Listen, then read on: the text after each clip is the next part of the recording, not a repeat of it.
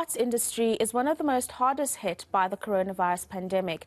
Artists have had to cancel their gigs to adhere to gathering restrictions. For many, the past 2 years have been a roller coaster ride. But not all hope is gone. The German Goethe Institute in Johannesburg is offering artists a platform to get back on their feet. This through a program called the Project Space Grant. To give us more details on this, we're joined by Francois Venter, who's the Cultural Program Coordinator at the Goethe Institute. Thank you very much for your time this morning. And maybe explain what exactly this offering aims to do for the arts industry in South Africa. Good morning. The Goethe Institute Project Space, we call it GPS because it's all over the country, is a project where we give grants of up to happening outside the city centers of Johannesburg and Cape Town. That is to say, anywhere else in South Africa.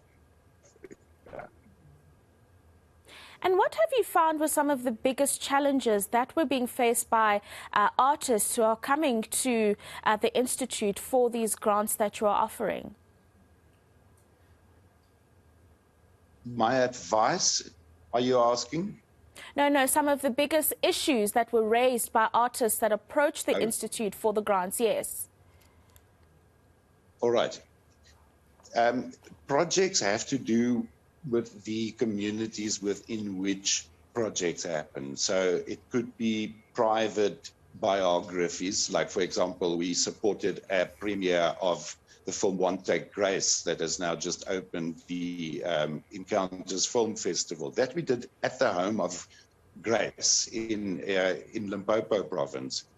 But we've also had performances in in people's private properties or in churchyards or outside monuments.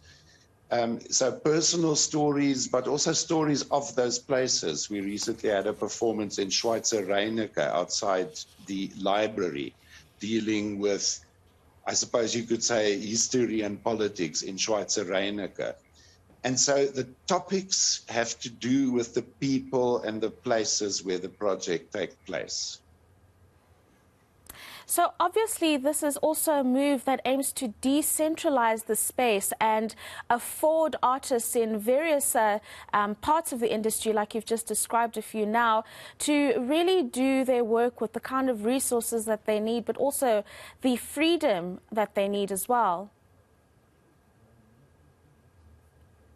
Yes, that's correct.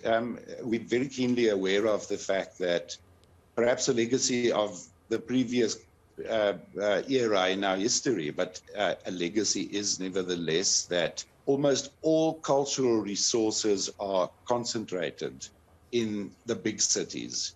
And so the average South African who grows up outside of the city essentially has to travel to the city in order to experience at first hand high level quality cultural projects. And those are the projects that are of interest to the people in those cities.